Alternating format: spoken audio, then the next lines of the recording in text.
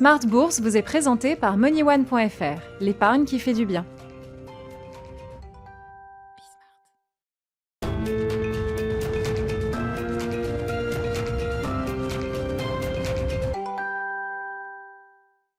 Le dose quotidienne de marché en direct sur Bismart à la mi-journée 12h30 13h et le soir le grand rendez-vous à partir de 18h30 pendant une heure. Au sommaire de cette édition de la mi-journée, un bon démarrage pour les indices européens en ce début de semaine, une semaine qui s'annonce technique avec l'échéance des produits dérivés prévue ce vendredi comme chaque troisième vendredi du mois. Les marchés ont bien démarré la semaine donc avec une hausse de plus de 1% pour le CAC 40 à mi-séance. Vous aurez le résumé complet dans un instant avec Nicolas Pagnès depuis la salle de marché de Bourse Direct, des marchés qui sont portés par de bonnes statistiques chinoises. La conjoncture chinoise continue son rattrapage et même au-delà quand on regarde les chiffres de production industrielle ou de vente au détail pour le mois d'octobre. Ce sont des chiffres légèrement supérieurs à ce que le marché pouvait attendre. Le marché qui est porté également par ce grand accord de libre-échange régional qui a été signé ce week-end par 15 pays de la zone Asie-Pacifique autour de la Chine, du Japon, de la Corée du Sud ou encore de l'Australie, un accord de libre-échange qui se fait bien sûr sans les États-Unis et qui représente environ un tiers du PIB mondial, un tiers de la population mondiale et un tiers du PIB mondial donc qui est représenté à travers ce Regional Comprehensive Economic Partnership. C'est une bonne nouvelle pour les investisseurs, on l'a vu sur les marchés asiatiques ce matin, notamment sur le Nikkei. Et puis on notera également l'activité des entreprises avec encore un certain nombre de deals, de fusions-acquisitions à noter en ce début de semaine qui peuvent porter d'ailleurs certains secteurs spécifiques. Le secteur bancaire qui est encore en forme en ce début de semaine en Europe, porté peut-être par ce deal transatlantique, un deal majeur quand même, puisque la banque régionale de Pittsburgh, PNC Financial Services aux États-Unis, rachète les actifs américains de la grande banque espagnole BBVA pour un peu plus de 11 milliards de dollars. PNC Financial Services qui deviendra ainsi la 5e banque de détail aux États-Unis. Et puis un autre deal qu'on attendait dans le secteur des paiements, c'est l'italien Nexi qui est à nouveau à la manœuvre. Nexi qui avait déjà racheté son compatriote SIA il y a quelques mois et qui rachète comme prévu aujourd'hui le danois Nets pour un peu plus de 7,5 milliards d'euros. La semaine sera marquée par d'autres résultats d'entreprise aux États-Unis et l'enjeu global des prochaines semaines sera celui de la consommation en Europe et aux États-Unis avec les perspectives des fêtes de fin d'année. On aura la communication et les résultats des grands retailers américains tout au long de la semaine, que ce soit Walmart, Home Depot dans le bricolage ou encore Target dans les produits d'électronique grand public, et puis les ventes au détail aux États-Unis également pour le mois d'octobre qui nous donneront une indication du moral du consommateur américain alors que la période de Thanksgiving et des fêtes de fin d'année s'approche. Thanksgiving, ce sera dans une dizaine de jours maintenant. Enfin, comme chaque début de semaine, à la mi-journée dans Smart Bourse, le plan de trading de la semaine. On reviendra sur tous les événements à suivre et les enjeux techniques de cette semaine. Je vous le disais en introduction avec l'échéance des produits dérivés prévue ce vendredi. Romain Daubry de Bourse Direct sera avec nous en plateau, évidemment, dans quelques minutes.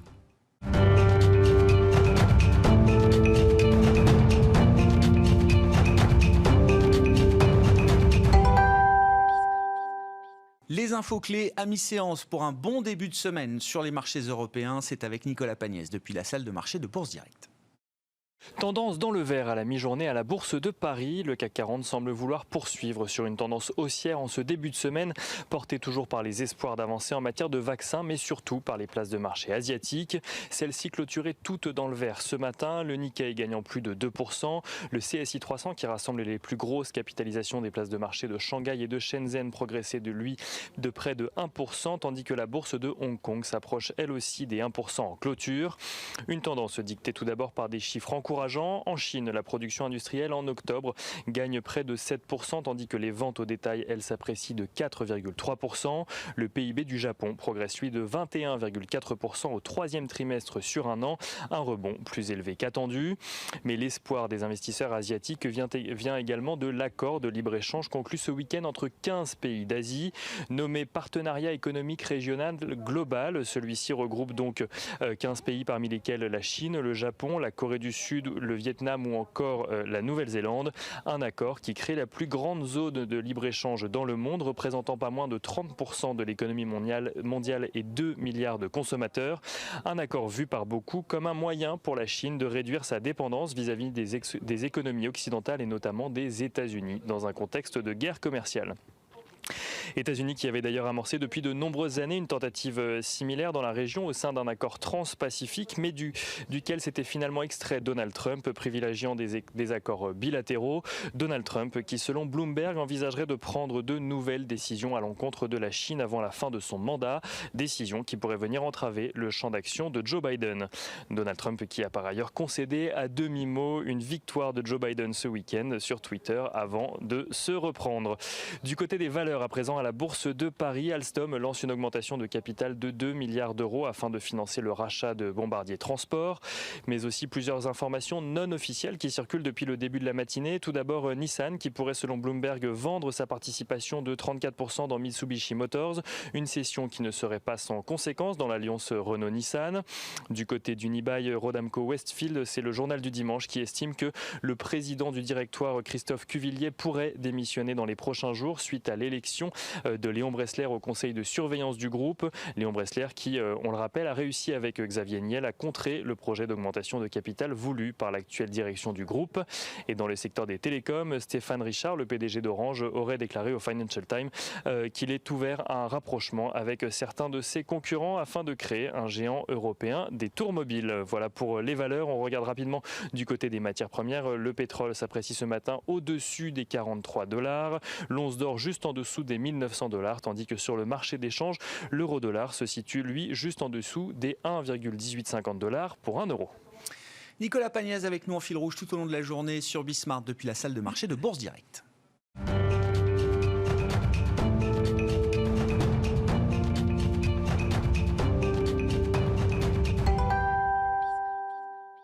Bourse Direct, notre partenaire en plateau, chaque début de semaine à la mi-journée dans Smart Bourse à partir de 12h30 pour le plan de trading. Romain Daubrier est à mes côtés. Bonjour et bienvenue Romain. Bonjour Gérard. Bon, après l'effet bouchon de champagne la semaine dernière, le soulagement lié à la perspective d'un vaccin fiable, efficace, on l'espère, dans les prochains mois. Le temps est venu de la digestion sur les marchés. Digestion qui se passe plutôt bien puisqu'on gagne plus de 1% à mi-séance en Europe. Ouais, digestion qui se passe bien pour les acheteurs, ouais. Moins bien pour les vendeurs et c'est probablement ça qui fait que cette digestion se passe en haut de marché. Donc c'est un peu round d'observation. C'est une semaine vraiment stratégique et technique qui s'ouvre là, puisqu'il y a l'échéance des marchés dérivés. Ouais. Donc des intérêts qui vont être drivés autour de certains niveaux sur l'indice parisien. On peut essayer d'en repérer quelques-uns, notamment du côté des options. On voit qu'il y a une très grosse activité dès le début de la semaine dernière. La position ouverte sur les options a doublé. Elle est passée de 36 000 à 16 000 contrats d'options ouverts sur Euronext Paris entre lundi et mardi. Beaucoup d'intérêt. En fait, les investisseurs ont payé, mais ils se sont protégés aussi. Ils ont décalé leur couverture. Donc, quand vous dites options, plutôt des intérêts de protection, c'est ça qu'il faut comprendre dans l'augmentation du volume des options traitées. Alors manifestement, c'est toujours difficile de déterminer ce qu'il en est. Ce qu'on constate, c'est que ça s'est pas démenti et qu'il y a les 90% de l'activité sont faites sur des puts, donc sur les options de vente, et ceux qui étaient auparavant entre 4006 et 5050, eh bien, ont été décalés clairement. Donc pour une grosse partie clôturée et réouvert, 400 points plus haut. Donc on a transféré le terrain de jeu 400 points plus haut et on le voit graphiquement, c'est la zone 5170, 5520 sur le CAC 40 cash. Et sur les options, c'est la zone à l'intérieur de cette zone-là qui est 4900 points au mieux en bas et même au-delà de 5000 jusqu'à 5400 points.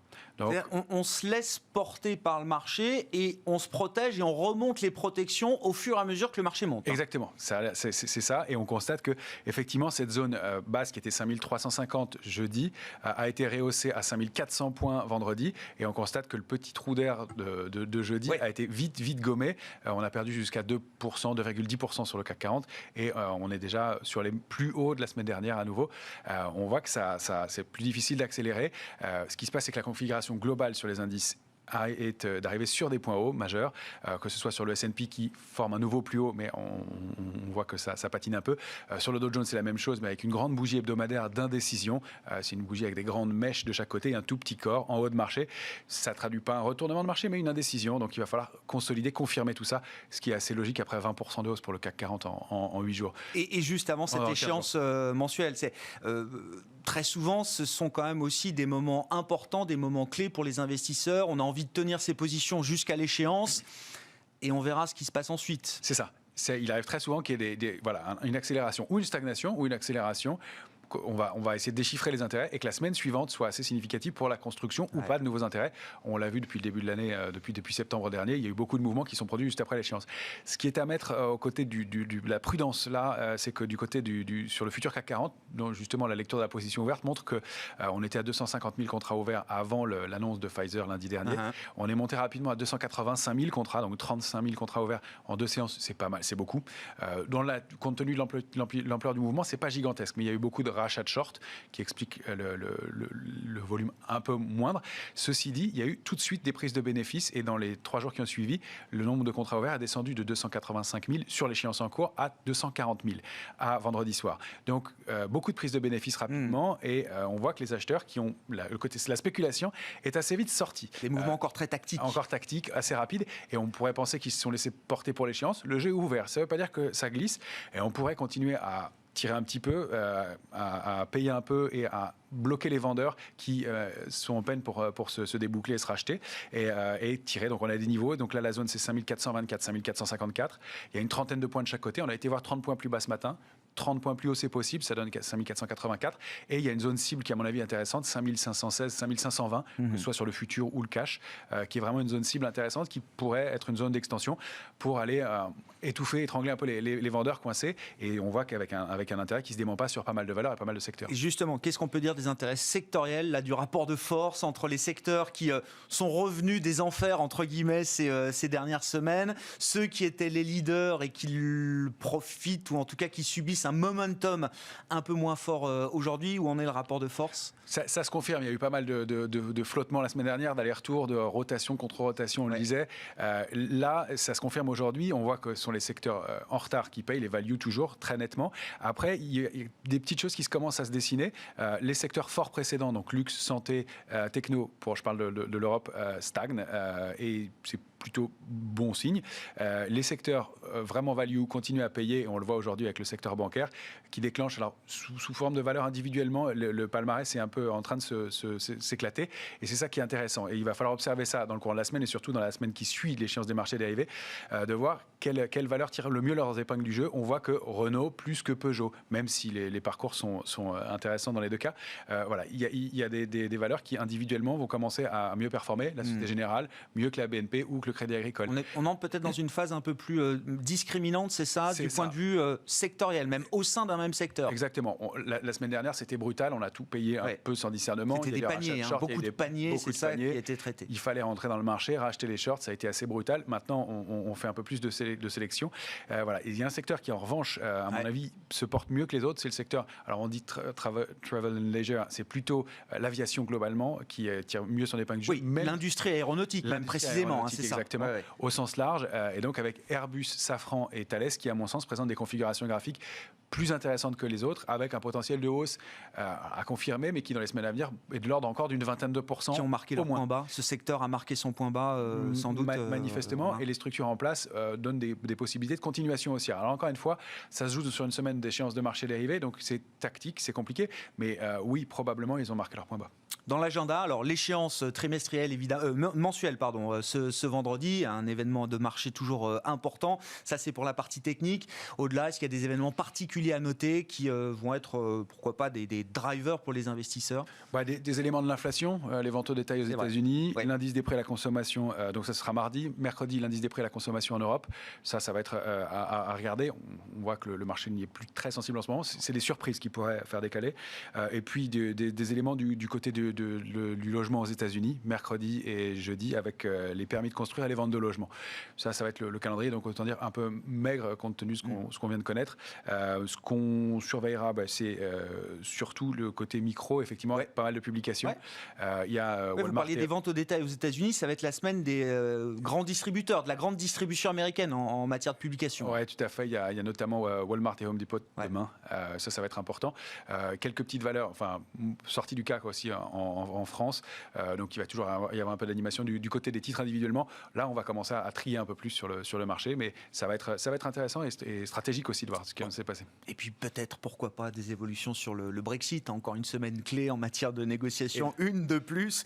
Avant d'y voir peut-être plus clair, il y aura des rendez-vous européens, notamment une réunion en visioconférence des chefs d'État et de gouvernement cette semaine pour traiter des sujets immédiats, sanitaires bien sûr, pourquoi pas du Brexit également. Et puis on attendra décembre pour les grandes réunions de banque centrale, là aussi avec beaucoup de messages qui ont déjà été télégraphiés lors de précédentes prises de parole. Christine Lagarde s'est exprimée plusieurs fois la semaine dernière, elle va continuer de s'exprimer cette semaine. Mais je crois qu'on sait à peu près tout ce qu'on doit savoir aujourd'hui sur le plan des politiques monétaires et de ce qu'on peut en attendre à l'occasion des réunions du mois de décembre. Merci beaucoup Romain. Romain Daubry avec nous en plateau chaque lundi pour le plan de trading avec notre partenaire Bourse Direct.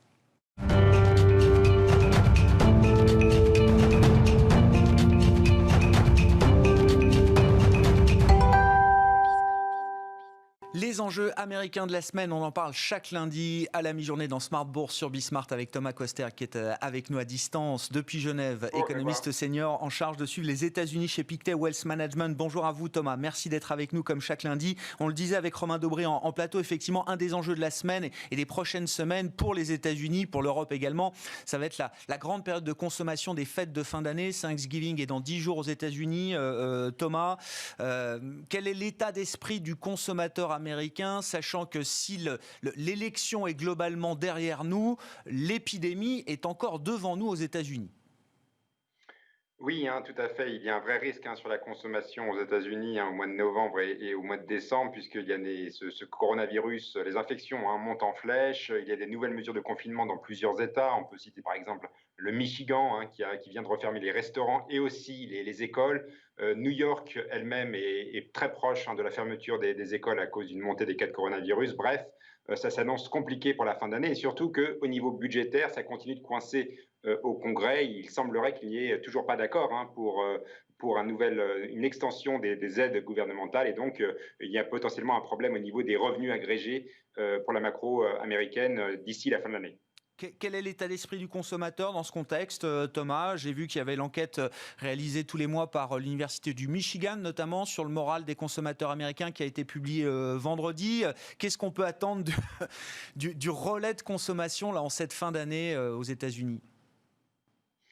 Oui, alors les chiffres de confiance des consommateurs, notamment ceux du Michigan qui sont sortis vendredi, ont montré un tassement de la confiance, un tassement assez inattendu.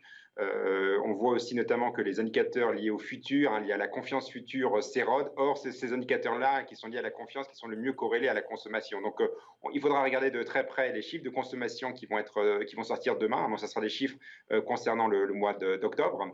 Mais néanmoins, ce qu'on peut dire, c'est qu'il y a deux choses. Concernant les données jusqu'à présent pour l'économie américaine, on a une partie des données qui restent bonnes, notamment la consommation, l'emploi.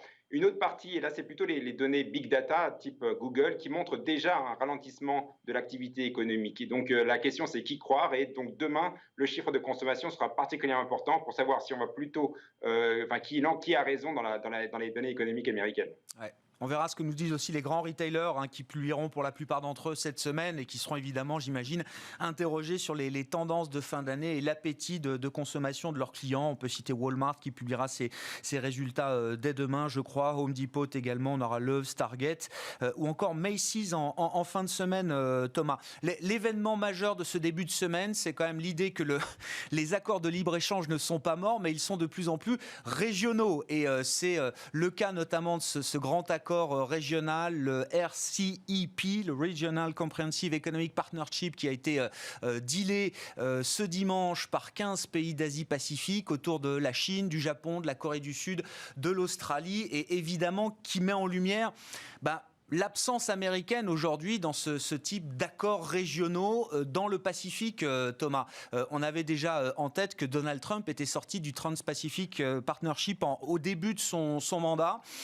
D'un point de vue américain, qu'est-ce que représente ce nouvel accord de libre-échange autour de la Chine dans le Pacifique ? Oui, on peut dire qu'il y a une régionalisation du commerce en Asie à un moment où, comme vous le dites, les États-Unis sont commencent à être beaucoup plus réticents par rapport à l'idée même de mondialisation. On a vu des barrières, le mandat Trump a été marqué par les barrières douanières contre la Chine principalement, mais d'ailleurs aussi contre l'Europe via des augmentations des droits de douane sur certains produits, une augmentation des problèmes commerciaux. On a eu aussi une attitude très réticente aussi par rapport à l'Organisation mondiale du commerce basée ici à Genève. Bref, on voit que l'idée d'un plus grande intégration commerciale se fera peut-être maintenant au niveau régional. La question pour Joe Biden, c'est est-ce que ça va être vraiment un changement ou pas par rapport à l'ère Trump? Moi, je pense que le changement va être très graduel par rapport à l'ère Trump, puisqu'il y a un changement de mentalité aux États-Unis, un changement de mentalité très profond par rapport au commerce. Et ce changement de mentalité risque de perdurer sous l'ère Joe Biden.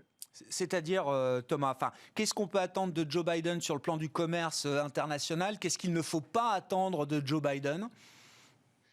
Oui, alors je pense que par exemple concernant les droits de douane contre la Chine, Joe Biden gardera potentiellement ces droits de douane comme un levier pour l'action sur le plan géopolitique, sur le plan des droits de l'homme, sur la question du droit international maritime en Chine, de mer du Sud. Bref, il semblerait qu'on va utiliser le levier commercial pour les leviers géopolitiques de l'autre côté. Donc je pense que les droits de douane ne vont pas tomber sous Joe Biden. En tout cas, ils vont mettre du temps avant de baisser. Bref, on est sur finalement le mandat Trump marquera un régime shift, c'est-à-dire vraiment une cassure dans l'histoire commerciale, à mon avis, que Joe Biden ne pourra que modérément infléchir. Alors, on comprend qu'il ne risque pas d'assouplir les mesures douanières qui ont été mises en place ces dernières années. Est-ce qu'il pourrait même aller jusqu'à prendre de nouvelles mesures douanières ou en matière de régulation? Un exemple frappant quand même du mandat de Trump, si on parle de ces grandes questions de commerce ou d'échanges internationaux, Thomas, ça a été le fait de sortir Huawei du business, ce qui crée quand même un précédent majeur, on va dire, dans la manière de faire des affaires aujourd'hui. Est-ce qu'une administration Biden pourrait prendre des mesures de ce type également, si jamais le consensus politique le justifiait? Oui, alors je pense qu'une administration Biden aura une lecture géopolitique de cette confrontation entre les big tech, les big tech chinoises et les big tech américaines.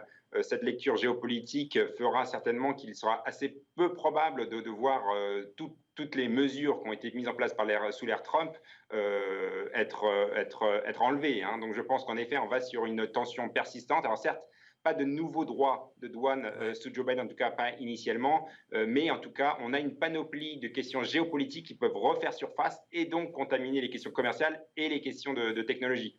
Et à contrario, ce qu'on peut dire sur la tech américaine, c'est que si les États-Unis, d'un point de vue géopolitique, voient d'un bon œil la constitution de champions américains, alors il est assez peu probable qu'ils s'attaquent à eux en termes de antitrust et de vouloir les démembrer, puisqu'ils finalement ils en ont besoin au niveau géopolitique et notamment contre les géants de la tech chinoise. Si on regarde un peu la phase de transition politique là, qui s'annonce un peu chaotique, évidemment, entre la fin du mandat de Donald Trump et le début de l'ère Biden en janvier prochain, Thomas, déjà peut-être il faut se souvenir que Donald Trump a encore des marges de manœuvre. Il a les mains libres sur certains sujets, notamment sur les aspects extérieurs. Est-ce que vous imaginez que Donald Trump cherche à nuire ou à savonner la planche sur certains dossiers internationaux avant la mise en place effective d'une administration démocrate? Tout à fait. Alors c'est un point à surveiller de façon de façon rapprochée, puisque on a déjà vu Donald Trump qui a pris des mesures contre la Chine la semaine dernière en interdisant l'investissement dans certaines entreprises chinoises aux investisseurs capitalistiques, concrètement américains. On a aussi eu le licenciement du ministre de la Défense, Mark Esper, la semaine dernière. Donc ça aussi, ça pose de nombreuses questions. Le président américain est en place donc jusqu'en janvier, donc c'est relativement long. Et en effet, il y a la question si Donald Trump ne pourrait pas se montrer une vision plus ferme contre la Chine, qui rendrait le début du mandat à Joe Biden beaucoup plus difficile, puisque, encore une fois, quand ces mesures sont mises en place par Donald Trump, ça peut être difficile de revenir en arrière, étant donné, j'insiste là-dessus, le changement de mentalité à la fois dans les élites politiques américaines et les élites géopolitiques, mais aussi, évidemment, parmi la population américaine, il y a une méfiance grandissante par rapport à la Chine, par rapport à ses pratiques commerciales et par rapport à sa technologie. Un des rares sujets qui fait consensus au sein de la classe politique et de la population américaine aujourd'hui. Et on comprend évidemment que ce sera un sujet important pour Biden qui voudra montrer sans doute une forme une approche, une approche ferme, de fermeté, me souffle Romain Dobré, une approche un peu musculaire là aussi sur ces dossiers relatifs à la Chine. Toujours sur le plan technique de la transition et de la formation de l'administration Biden, Thomas, on suit un peu les gossips du moment. Quels seront les postes clés? À qui seront-ils attribués? Bon, évidemment, quand on regarde l'économie, on pense au poste de secrétaire au Trésor, on pense au poste qui pourrait peut-être être modifié au sein de la Réserve fédérale américaine. Alors, j'ai vu que Janet Yellen nous rapporte, par exemple, l'agence Bloomberg est en lice, pourquoi pas parmi d'autres, pour devenir la prochaine secrétaire au Trésor américain. On entend beaucoup parler aussi d'une membre actuelle de la Réserve fédérale américaine pour ce même poste de secrétaire au Trésor, qui est Lael Brainard. Alors je ne sais pas, est-ce que vous avez déjà un avis, une conviction sur qui sera le prochain secrétaire au Trésor aux États-Unis, Thomas? Oui, alors c'est difficile d'avoir un avis ferme et tranché là-dessus. Je note simplement que Lael Brainard, qui est membre du conseil de la Fed, était déjà pressenti en 2016 pour être secrétaire au Trésor potentiellement sous Hillary Clinton si elle avait gagné les élections. Donc on a l'impression que Lael Brainard attend son heure au bord de la Fed depuis ces 4 dernières années. Donc potentiellement, je pense que c'est un nom qui va être en haut de la liste. Maintenant, c'est intéressant de noter en effet Janet Yellen qui a l'air de revenir d'après certains médias, et aussi le nom de Roger Ferguson, qui était aussi membre du conseil de la Fed il y a quelques années. Donc c'est intéressant. C'est vrai qu'on a l'impression que la Réserve fédérale est un terrain fertile pour aller piocher des candidats pour ce poste au Trésor. Le réservoir pour le poste de secrétaire au Trésor. Si on prend l'exemple de Lael Brainard, puisque vous nous dites qu'elle attend son heure d'une nouvelle administration démocrate depuis 2016, quel serait le message, quel serait le signal envoyé si d'aventure Lael Brainard devenait la prochaine secrétaire au Trésor aux États-Unis, Thomas? Oui, là, je voudrais dire 2 points là-dessus. Le premier, c'est qu'il faut faire avec le Sénat. Les nominations doivent être confirmées au Sénat. Je rappelle que le scénario actuel, le scénario baseline, c'est que le Sénat restera républicain. Donc, il va falloir faire avec les républicains du Sénat pour faire passer des nominations. Et donc, ça veut dire potentiellement exclure les éléments de la gauche du parti. Alors, c'est mon deuxième point, justement. La gauche du parti, elle essaye de faire passer ses membres pour ses postes, mais alors on a notamment en tête l'idée d'Elizabeth Warren, l'ancienne sénatrice du Massachusetts, qui aussi lorgne ce poste du Trésor. Mais il semblerait que les républicains au Sénat vont freiner cette nomination. Donc bref, il faudra faire avec le Sénat. Et d'ailleurs, ça va être le thème du mandat de Joe Biden. Il va falloir faire avec un Sénat qui est républicain et qui fera très attention, et voire même qui va filtrer de façon très forte le programme économique de Joe Biden. Eh oui, on connaît déjà Mitch McConnell, mais c'est un homme clé désormais. Enfin, il était déjà clé, il le sera encore plus avec une administration démocrate, le républicain, qui est le speaker du Sénat et qui a été renouvelé d'ailleurs dans ce poste-là ces derniers jours. Merci beaucoup Thomas. Thomas Kosterg avec nous chaque lundi en duplex à la mi-journée dans Smart Bourse sur Bismart, économiste senior en charge de suivre les États-Unis chez Pictet Wealth Management. Fin de cette édition de la mi-journée. On se retrouve ce soir à 18h30 en direct, évidemment, pour la grandeur Smart Bourse chaque soir sur Bismart.